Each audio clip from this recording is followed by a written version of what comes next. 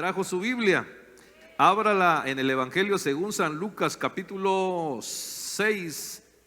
El Evangelio según San Lucas capítulo 6. Está la narración, la narrativa de acontecimientos en la vida de Cristo. En este lugar creemos que Cristo, primeramente nuestro Salvador, nuestro Señor, el que perdonó nuestras faltas y nos dio la oportunidad para empezar de nuevo, es el principal en este lugar, es levantado en esta casa. Y sobre Cristo está hablando uno de sus hombres, de sus apóstoles. El Evangelio de Lucas, escrito por este médico, por este personaje que anduvo con Jesús. En el capítulo 6 hay varios acontecimientos ahí, pero quiero destacar el siguiente. Del 12 en adelante se narra que en aquellos días el Señor subió a un monte, dice, subió a un monte a orar. El Señor era un personaje, un hombre de oración. Se apartaba e iba y oraba. Invitaba a sus muchachos, vamos a orar.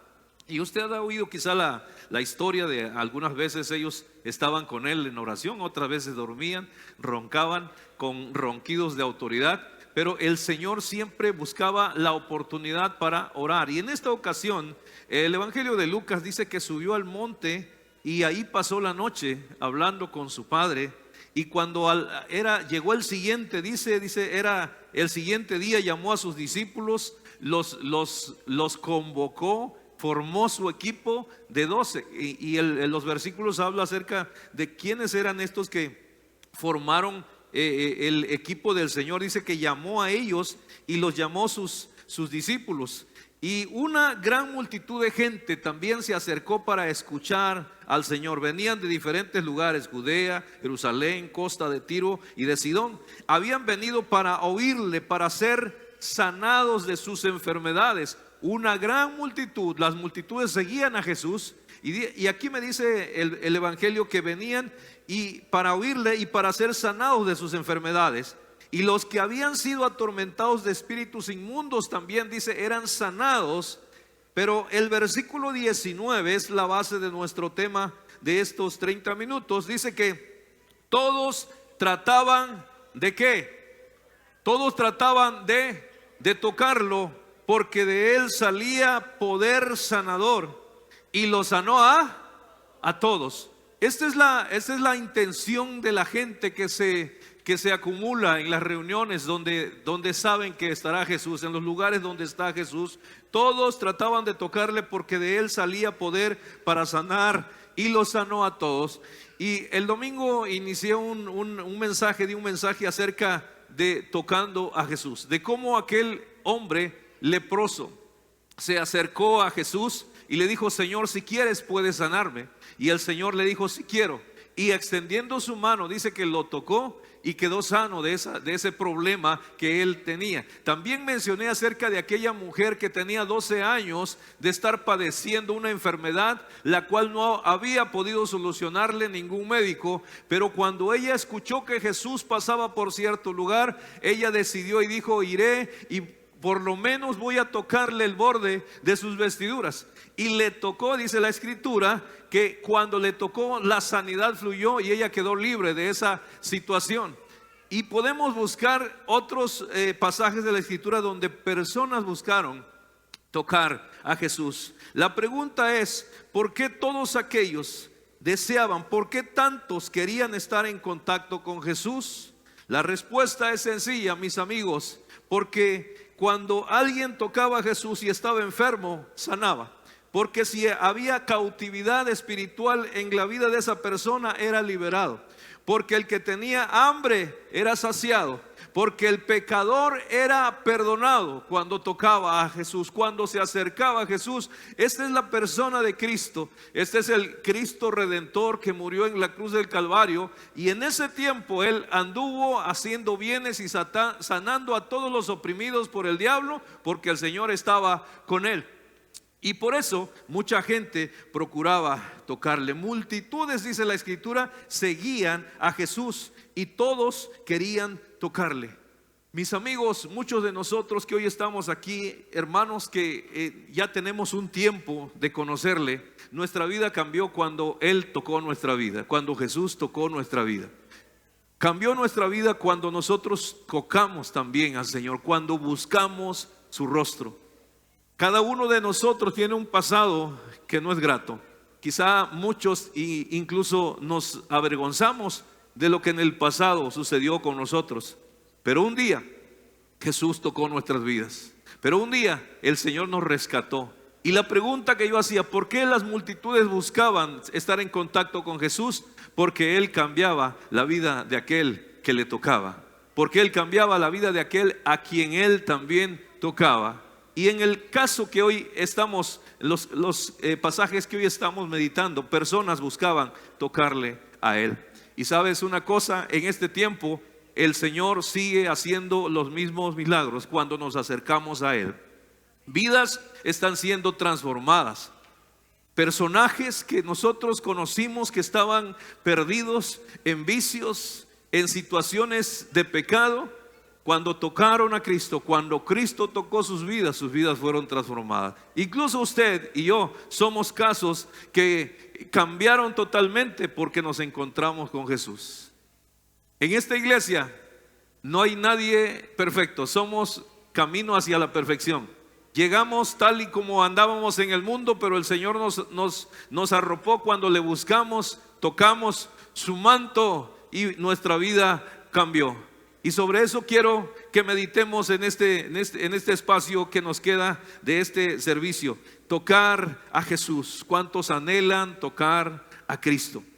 La Biblia me dice que terminando la travesía de una de sus actividades, el Señor vinieron a la tierra de Genezaret. Y cuando le conocieron los hombres de aquel lugar, enviaron noticia por toda aquella tierra alrededor y trajeron a Él a todos los enfermos.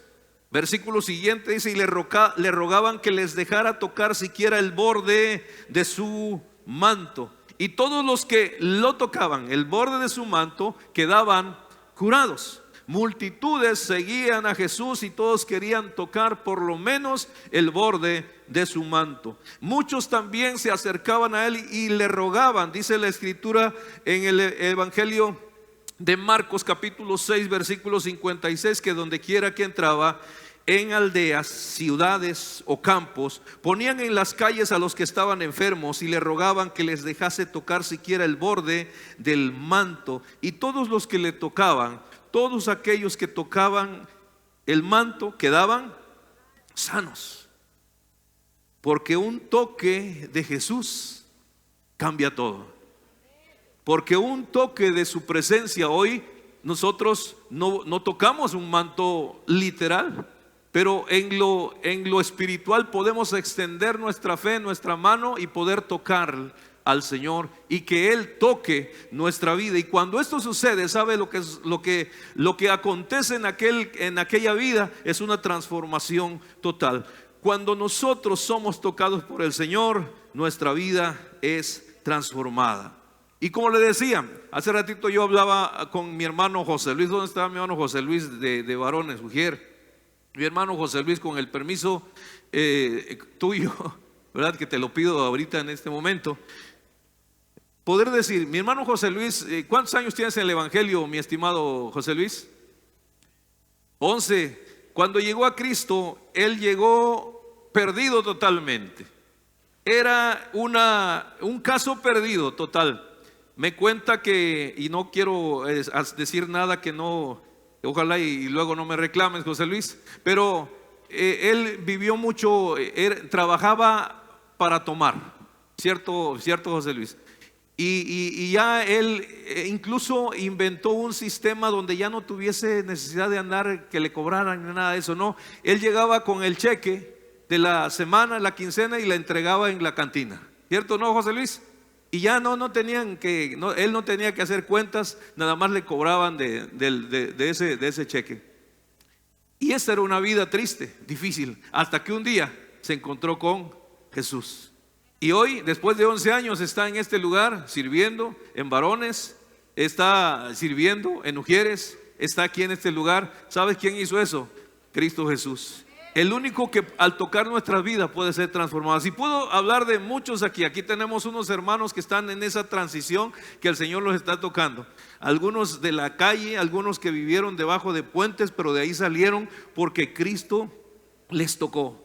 Dice la Escritura que cuando el Señor tocaba las vidas, o cuando alguien tocaba al Señor, estos quedaban totalmente sanos. Dice que incluso los padres llevaban a Jesús, los niños, para que los tocase.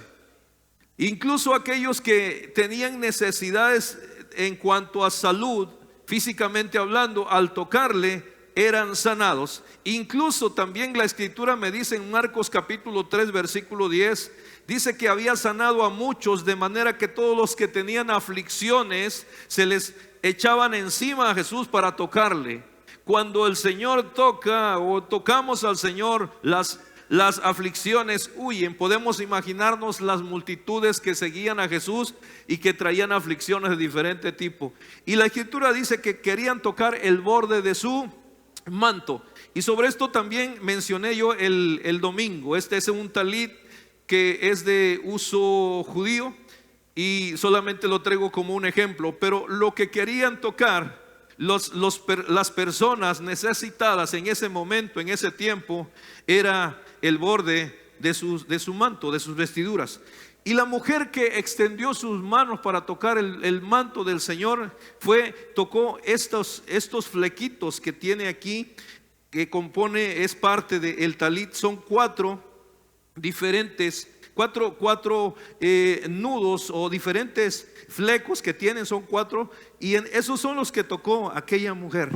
Y cuando ella lo hizo, dice la Escritura que el Señor se dio cuenta de que alguien le había tocado y le preguntó a sus discípulos o a los que estaban ahí: ¿quién me ha tocado? Y los discípulos dijeron: Señor, mira cómo te aprieta la gente y tú dices: ¿quién me ha tocado? Y él dijo: no, alguien me ha tocado porque ha necesitado algo, me ha tocado diferente, porque virtud ha salido de mí. Y dice la Escritura que aquella mujer salió de donde se encontraba y dijo: Señor, yo fui quien te tocó.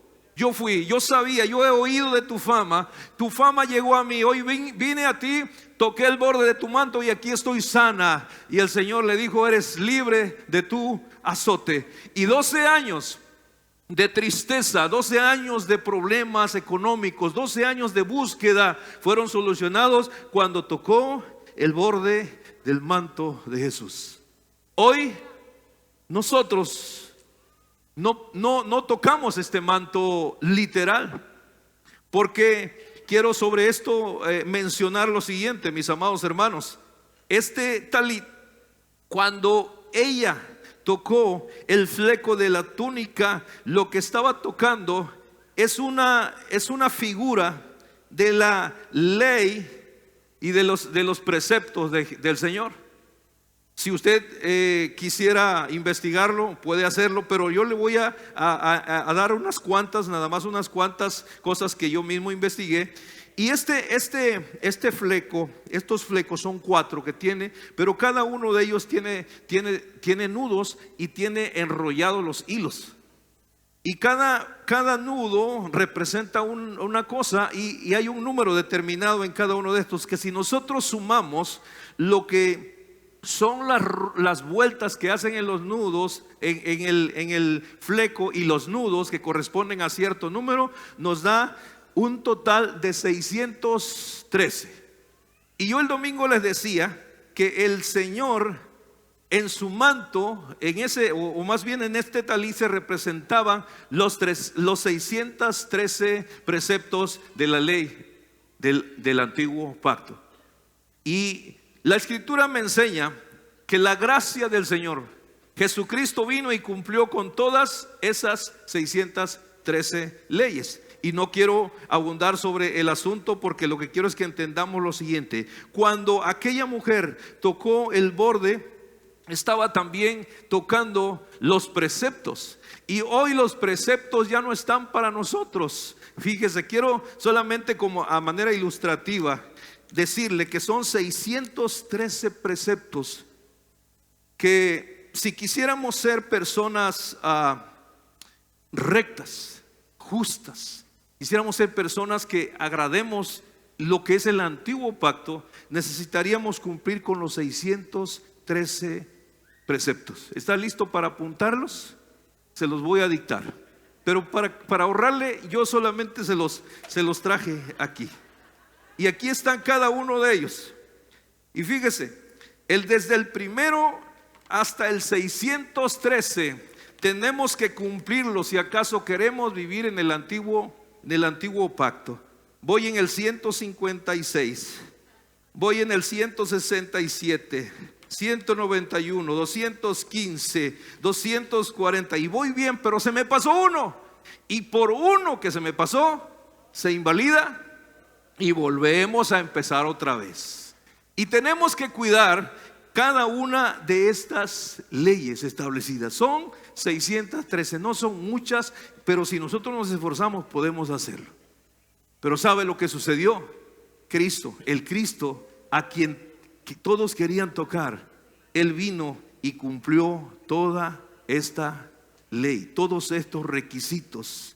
Y hoy nos abre la puerta de la gracia para que nosotros tengamos que entrar libremente sin necesidad de un yugo del antiguo pacto. Gracias a su muerte en la cruz. Él obedeció la ley, Él cumplió la ley y nos deja a nosotros la tarea de que ahora nosotros vivamos conforme a su ejemplo. Pero si usted todavía quiere vivir conforme a los estatutos pasados, aquí vamos a tener esto presente y nosotros queremos ayudarle poniéndole palomita a cada una de las cosas que usted va cumpliendo. Imposible. El único que pudo cumplir con esto se llamó Jesús. El que cumplió cada uno. Esto era complejo, mis amados hermanos, cumplir con cada uno de estos. Si nosotros nos pusiésemos solamente a intentarlo, no lo vamos a lograr. Y esto solamente, mis amados hermanos, los traigo como manera ilustrativa. Estos ejemplos que yo le he dado son solamente eso, porque lo que quiero es que pongamos nuestra mirada en aquel que cumplió cada una de estas cosas. Cuando nosotros vemos cada uno de estas enseñanzas y nos queremos meter a ello, va a ser complicado, porque el Señor nos dio los preceptos que hoy nos guían a nosotros, y estos están en esta santa palabra de Dios, la autoridad máxima de todo creyente, la Biblia, inspirada divinamente, escrita con el fin de que nosotros seamos primeramente enseñados, instruidos, corregidos. Y cuando la palabra de Dios está en nuestras vidas y cuando creemos al Señor, ahora esa ley que antes estaba escrita en todos esos preceptos, ahora está escrita en nuestro corazón y está en nuestra mente y la cumplimos. Sin embargo, mis amados hermanos, esto se denominaba el mitzvah, que son todos los códigos de conducta. Es una palabra hebrea que significa mandamientos o preceptos, ordenanzas. Son muchos, pero yo le hice un resumen porque nosotros los hemos cumplido y los seguimos cumpliendo sin darnos cuenta. Sin saber que siendo mexicanos, nos metimos a cumplir. Algunos de ellos incluso son vigentes en este tiempo. Porque fíjate lo que dicen los preceptos. El precepto número 26, y el cual yo se lo traigo, es saber que hay un Dios, reconocer que hay un Dios, y reconocemos que Jehová es Dios. El 27 es no creer en otros dioses, solamente en Jehová de los ejércitos. Y así hay muchos. 28, no hacer escultura para adorarla. 34, honrar a nuestro padre y a nuestra madre. El 217 me interesó bastante porque aquí dentro de la ley incluso se habla acerca de ayudar a aquellos necesitados. Dice no cegar o no cosechar las esquinas de tu sembradío. Las esquinas no se cosechaban porque se dejaban para los que no tenían sembradíos, para los pobres, los menesterosos. Y también en la 2:18 dice dejar lo cosechado que se cayó. Cuando tú recogías los frutos y los llevabas así, si te caía una mazorca, vamos a decirlo así, no lo tienes que recoger. Ahí déjalo, porque esa le corresponde al pobre que no tiene su sembradío.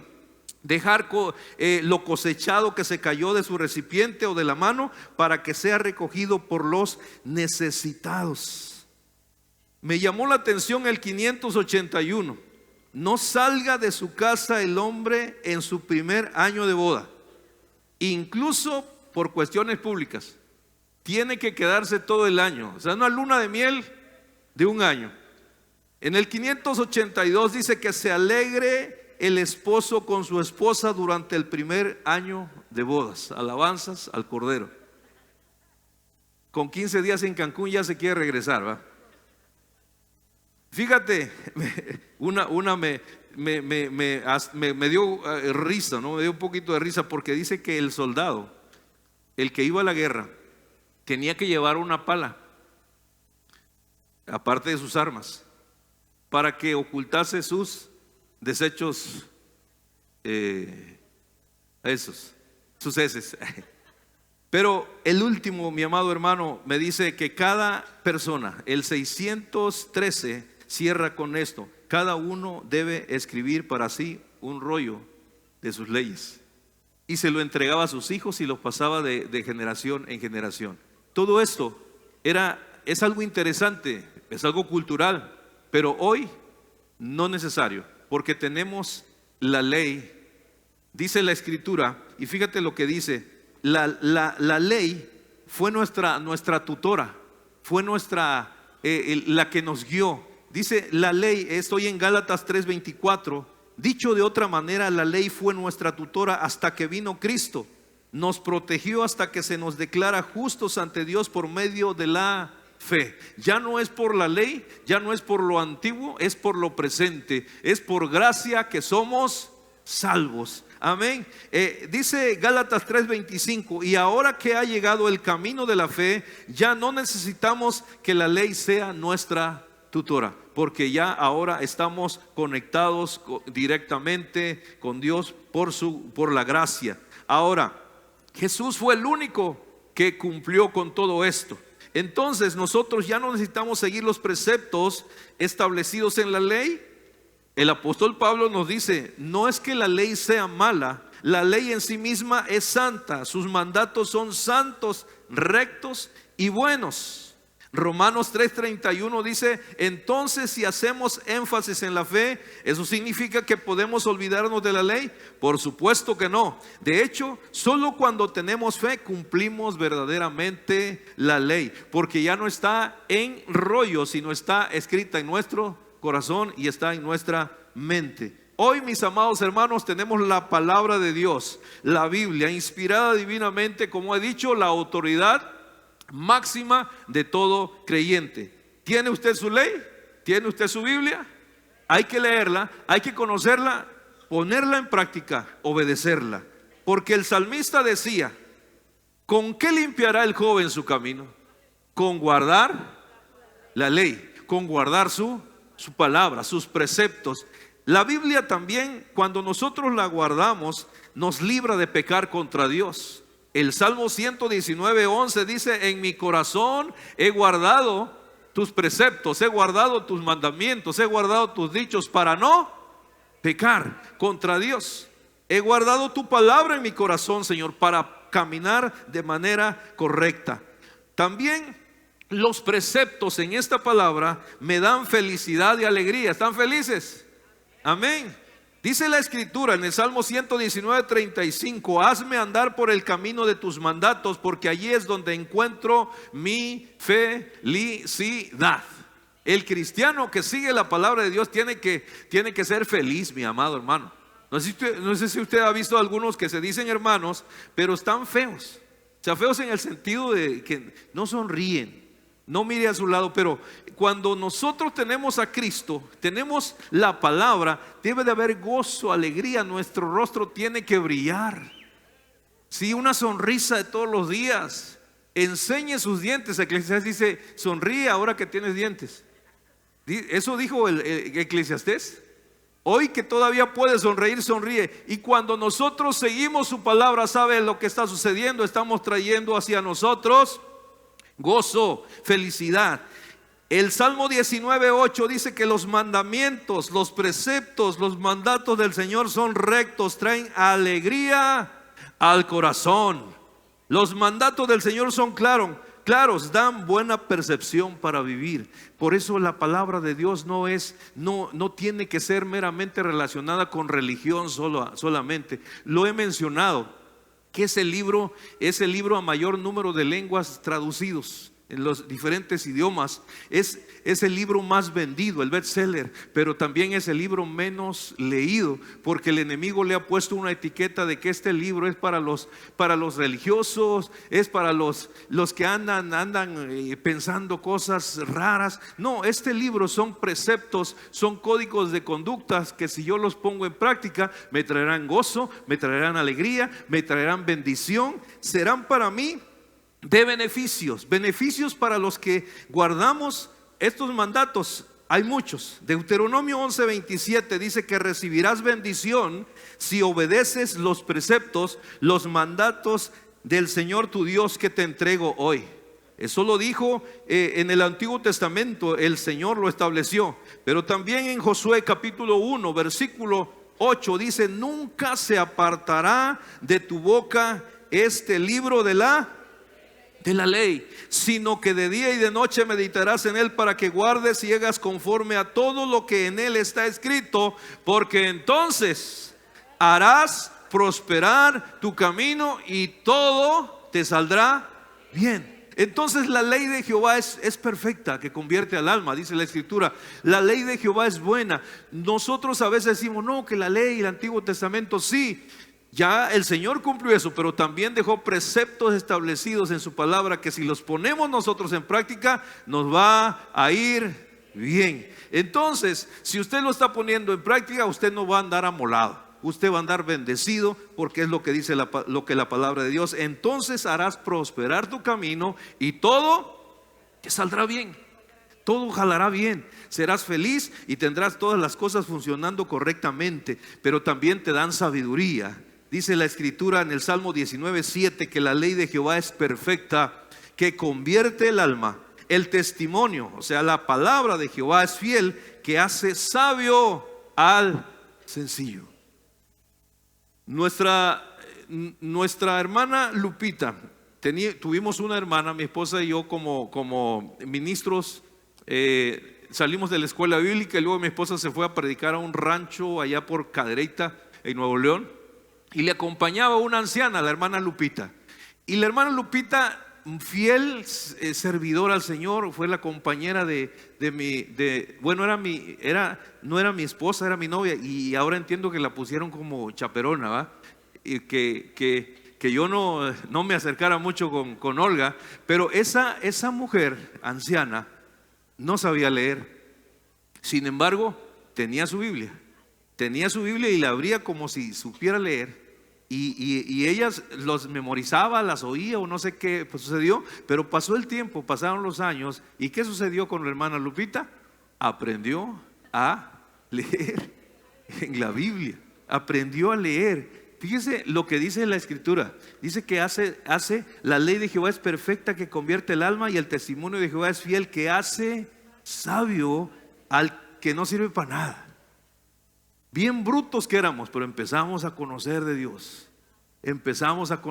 Usted vaya a los ranchos, la gente, hay personas que no saben nada, que ahí han pasado su vida, así quisieron no estudiar, pero cuando le llegó el evangelio, ellos empezaron a conocer diferentes formas de llevar a cabo su vida en el campo, y fueron hombres y mujeres de éxito en un lugar donde no había quien les enseñara. Sin tener Google, ellos inventaron cosas, aprendieron cosas y tuvieron éxito. ¿Sabe por qué? Porque buscaron a Dios, tocaron a Jesús y se fueron a los preceptos. Y la ley de Jehová les dio sabiduría y los hizo sabios a pesar de ser personas tan sencillas. Así que leamos la palabra de Dios, porque el efecto de la Biblia en nosotros es importante. Fíjate, en la persona que lee la Biblia el sentimiento de soledad disminuye al 30%.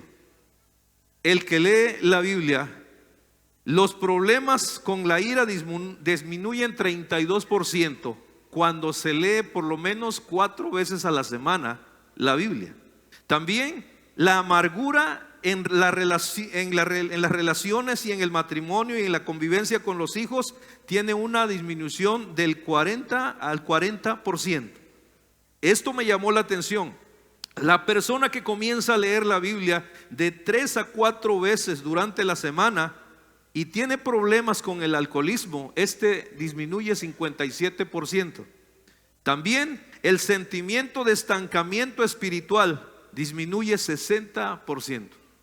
Lea la Biblia. Si la puede leer todos los días, gloria a Dios. Pero si no puede, dese un espacio y verá cómo la palabra de Dios, la ley del Señor, estará haciendo grandes cosas en su vida.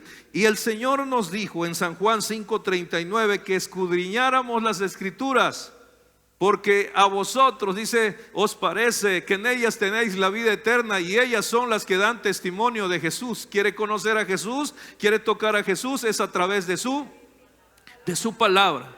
El Señor lo estableció desde los principios. En Deuteronomio 17, Él dijo, tendrá esa copia, hablando de los preceptos, tendrán una copia siempre consigo y la leerá todos los días de su vida. De esa manera aprenderá a temer al Señor su Dios al obedecer todas las condiciones de esta serie de instrucciones y decretos. Y fíjate lo que sucederá en el versículo 20. La lectura diaria impedirá que se vuelva orgulloso, que actúe como si fuera superior al resto de sus compatriotas. También impedirá que se aparte de los mandatos en lo más mínimo. Además, será una garantía de que él y sus descendientes reinarán por muchas generaciones en Israel. Esto lo dijo el Señor en el Pentateuco, en la Torá, que son los primeros 5 libros de la Biblia. Leerla todos los días nos trae beneficios, mis amados hermanos. Hay que leerla.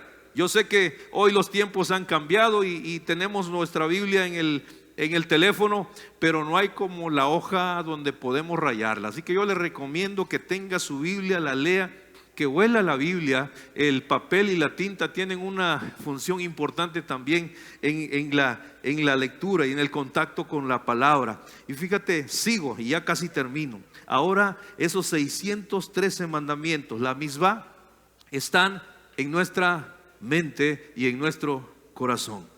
Jeremías lo dijo, pero este es el pacto que haré con la casa de Israel. Después de aquellos días, dice Jehová, daré mi ley en su mente y la escribiré en su corazón, y yo seré a ellos por Dios y ellos me serán a mí por pueblo. El salmista decía, oh, cuánto amo tu ley. Todo el día es ella mi meditación. Porque hay efectos positivos en nuestra vida cuando tenemos contacto en la palabra de Dios, y a través de esa palabra de Dios contactamos también con Cristo Jesús. Los efectos de exponernos a esta palabra son muchos. Nos convierte el alma, lo vimos, y nos da sabiduría. Los mandamientos de Jehová son rectos, alegran el corazón. Pero también la Escritura me dice que esos 613 mandamientos se basan en 2.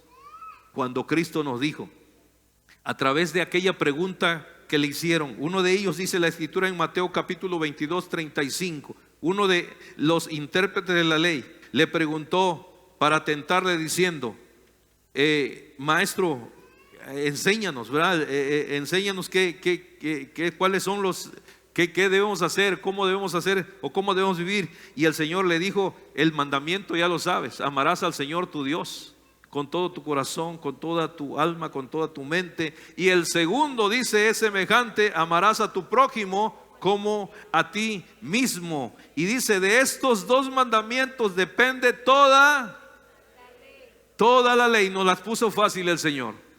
Amén. Amar al Señor con todo nuestro corazón y a nuestro prójimo como a nosotros mismos. Y Jesús nos dejó, aparte de eso, un nuevo mandamiento.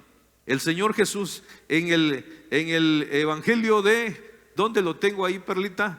En Juan 13:34, Él dijo, un mandamiento nuevo les doy.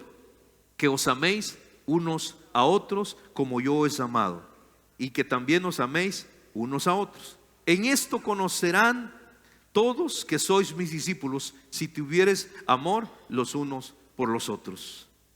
Mis amados hermanos, la ley fue cumplida por Jesús, pero Él nos deja sus preceptos, sus mandatos y su ejemplo y sus mandamientos nuevos, de amarnos, de amar al Señor con todo nuestro corazón, a nuestro prójimo, pero también que nos amemos unos a otros y de esta manera ser considerados sus discípulos.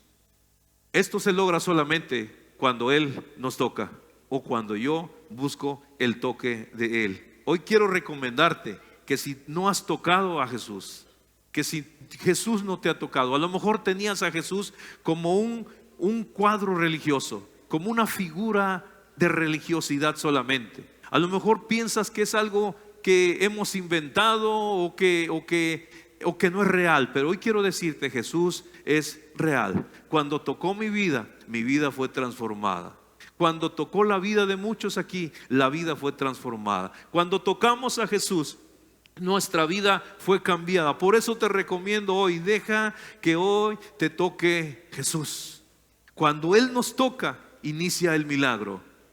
El cambio en nuestra vida sucedió cuando nos acercamos a Él para que Él nos tocara. Y en su amor, en su misericordia, no nos desechó.